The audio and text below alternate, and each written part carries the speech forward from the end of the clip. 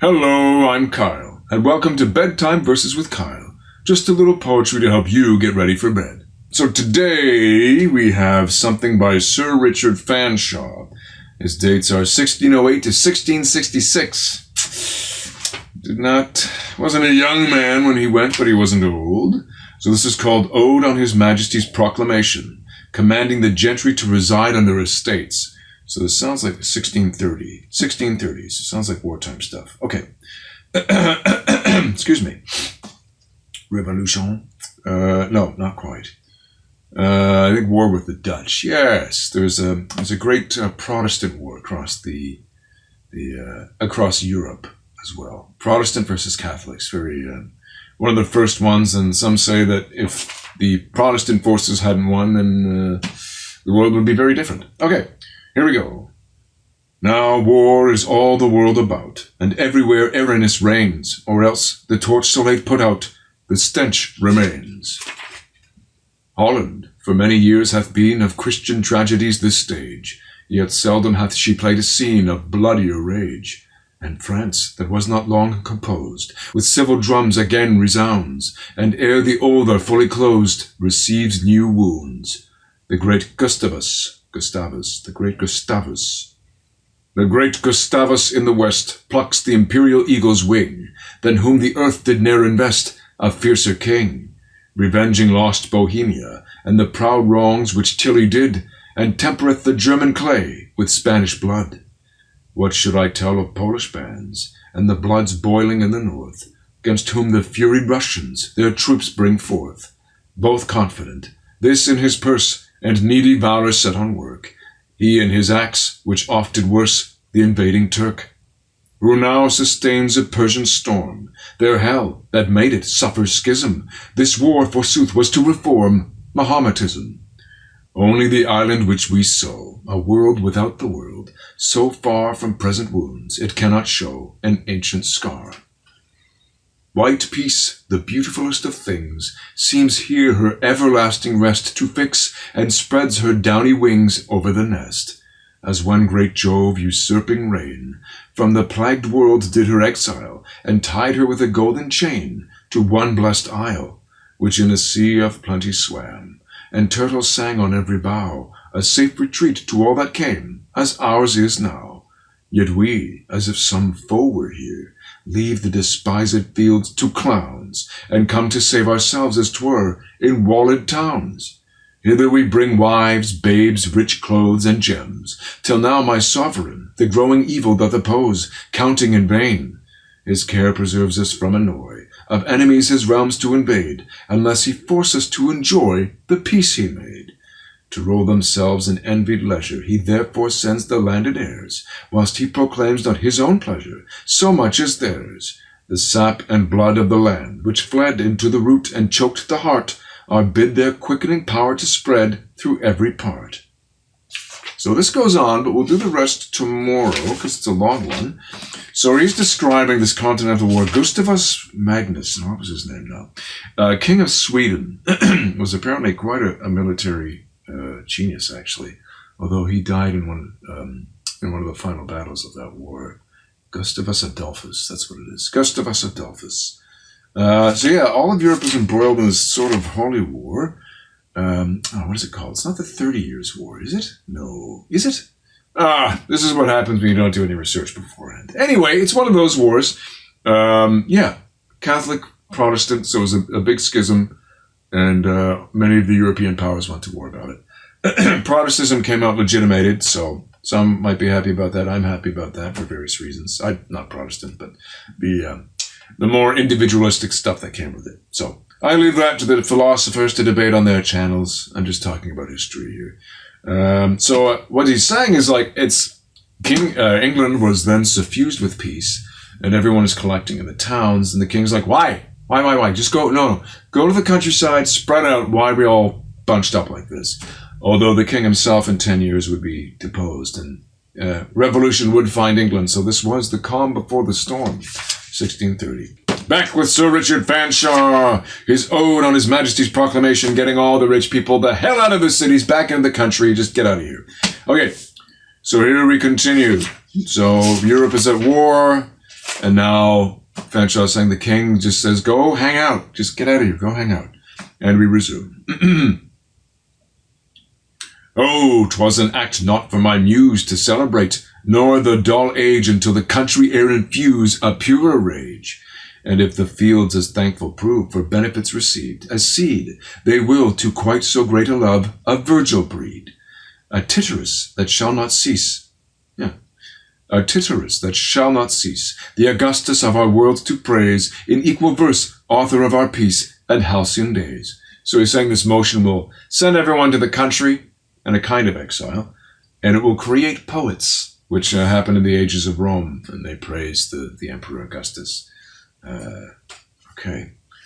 Nor let the gentry grudge to go into those places whence they grew, but think them blessed that they may do so, who would pursue the smoky glory of the town, that may go till his native earth, and by the shining fire sit down of his own hearth, free from the griping scrivener's hands, and the more biting mercer's books, free from the bait of oiled hands and painted looks. The country, too, even chops for rain. You that exhale it by your power, let the fat drops fall down again in a full shower. And you, bright beauties of the time, that waste yourselves here in a blaze, fix to your orb and proper climb your wandering ways. Go home, buttholes. I mean, he was a poet. He was probably rich. It's like, just go home. Okay. Let no dark corner of the land be unembellished with one gem, and those which here too thick do stand, sprinkle on them. Believe me, ladies, you will find in that sweet life more solid joys, more true contentment to the mind than all town toys. Nor Cupid there less blood doth spill, but heads his shafts with chaster love, not feathered with a sparrow's quill, but of a dove. There you go. Love still roams the countryside, and his arrows are nicer. Because why would you have sparrow's feathers when you can have the feathers of a dove? There shall you hear the nightingale, the birds. There shall you hear the nightingale, the harmless siren of the wood. How prettily she tells a tale of rape and blood. Well, again, the nightingale was the Procne Philomel. Philomel, again. That's not a great line, man. You're not, oh, by the way, rape and blood in the forest. Okay, that's enough. Okay, here we have a lark. Maybe this will be better. The lyric lark with all beside of nature's feathered choir. There you go. And all the commonwealth of flowers in its pride, behold you shall. Much better than the blood and rape, I'd say. The lily, queen and the... flowers. Okay.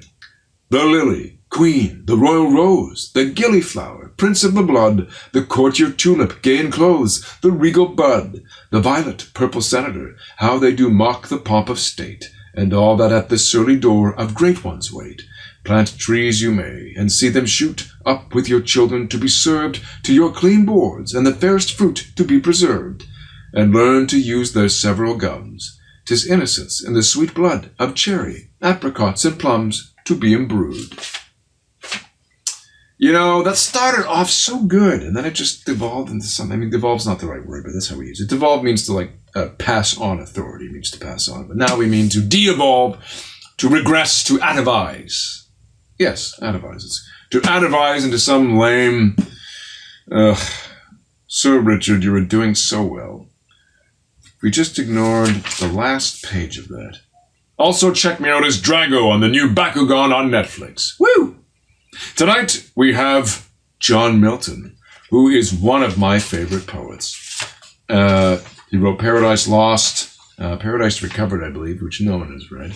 And he wrote this great treatise on free speech, even though he himself apparently later violated it. It's fine. No one's perfect. It's called Milton's Curse, in fact.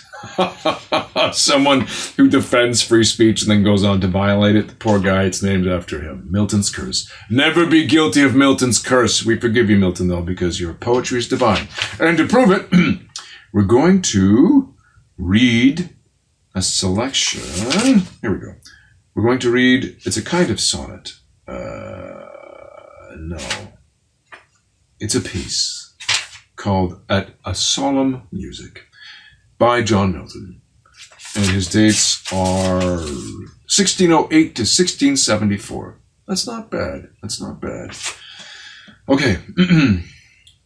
Blessed pair of sirens, pledges of heaven's joy, sphere-born harmonious sisters, voice and verse, when your divine sounds and mixed power employ, dead things with inbreathed sense able to pierce, and to our high-raised fantasy present that undisturbed song of pure consent, aye, sung before the sapphire-colored throne, to him that sits thereon, with saintly shout and solemn jubilee, where the bright seraphim in burning row their loud uplifted angel trumpets blow, and the cherubic host in thousand choirs touch their immortal harps of golden wires. With those just spirits that wear victorious palms, hymns devout and holy psalms, singing everlastingly, that we on earth with undiscording voice may rightly answer that melodious noise, as once we did, till disproportioned sin jarred against nature's chime, and with harsh din broke the fair music that all creatures made to their great Lord, whose love their motion swayed, in perfect diapason, whilst they stood in first obedience and their state of good.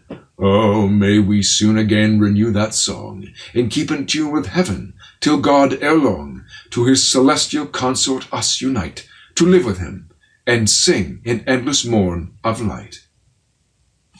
There you go. Music was great, man ruined everything, and may we sing with God again, out of song music.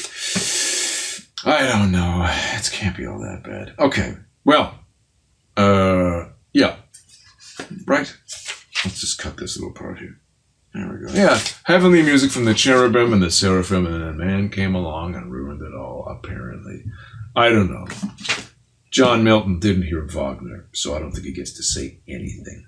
Hey nerd, are you up for a challenge? How about testing your vocabulary and killing a god? The Blessed, an audio experience unlike any other. I'm Kyle, an award-winning poet and voiceover artist. Join me and my friends on an epic adventure, the likes of which haven't been seen since Gilgamesh, the Iliad, and Beowulf. If you're up to the challenge, go to theblessedepic.com to find out more. D&D meets Shakespeare. The Blessed. Put yourself to the test.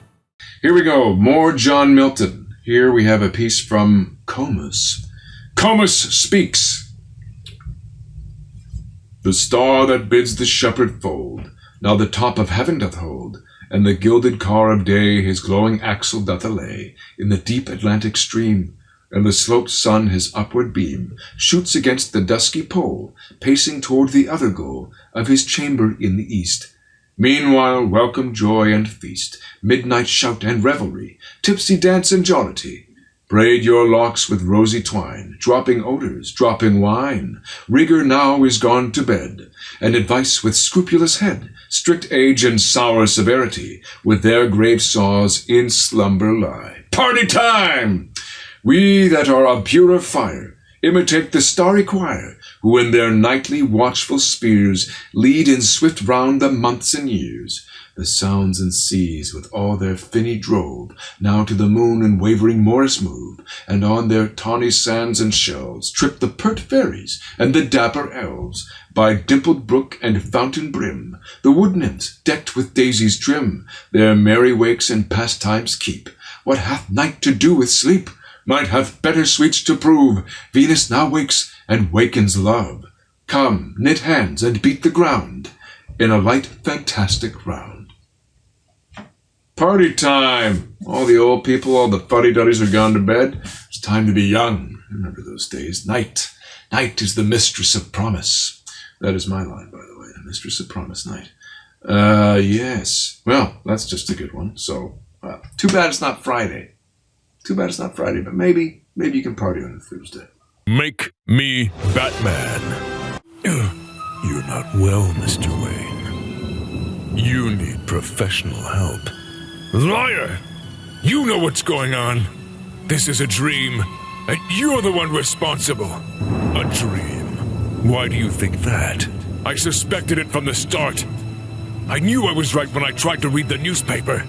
The print didn't make sense. Yes. That's because reading is a function of the right side of the brain, while dreams come from the left side. It's impossible to read something in a dream. Granting that's true, how is it my fault? I can't explain it. But you're the key to this. I knew you'd be here. This tower is part of my nightly patrol. Now tell me what's going on! So, spread the word and make me Batman. Today will be less flip to and more something I just want to do, and that is something from Macbeth, which I don't think I've done. It is Macbeth when he's debating whether or not to kill Duncan at the urging of his insane wife, Lady Macbeth, who obviously needs some kind of medication for anxiety or psychopathy. Tragedies. Macbeth, where are you? Where are you? There it is. 2555. That's a deep one. Okay. Here we go. This is Timon. Timon of Athens is a very weird and horrible play. Very weird and horrible play. 2555. Okay, here we go. Just a moment. Any second now. Will I cut this or leave it in? Will he cut it? Will he leave it in? Probably leave it in because I'm lazy. Macbeth. Here we go. If it were done, when 'tis done, then 'twere well it were done quickly. Where are you? Here it is. Okay. Act 1, Scene 7. He's alone. He's psyching himself up. If it were done, when 'tis done, then 'twere well it were done quickly. If the assassination could trammel up the consequence and catch with his surcease success, but that this blow might be the be-all and the end-all here. But here upon this bank and shoal of time we'd jump the life to come. But in these cases we still have judgment here, that we but teach bloody instructions which, being taught, return to plague the inventor. This even-handed justice commends the ingredients of our poisoned chalice to our own lips.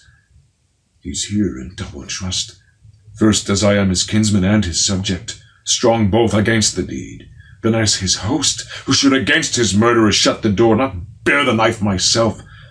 Besides, this Duncan hath borne his faculties so meek, hath been so clear in his great office, that his virtues will plead like angels, trumpet-tongued against the deep damnation of his taking off, and pity like a naked newborn babe striding the blast, or heaven's cherubim, horsed upon the sightless couriers of the air, shall blow the horrid deed in every eye, that tears shall drown the wind. I have no spur to put the sides of my intent, but only vaulting ambition, which o'erleaps itself and falls on the other. And then Lady Macbeth comes in and says, "What the hell's wrong with you? Do it!" And he does it. And he does it. If only he had stopped there. Blood begets blood begets blood. Poor Macbeth. Really a victim of fate, which is an interesting power in this play. There might be something to that. Thanks again for joining me for Bedtime Verses with Kyle. You can follow me here, and please subscribe to my YouTube and my website, and there'll be new readings every weekday night at 11 p.m. Eastern Standard Time. Good night. Sleep tight.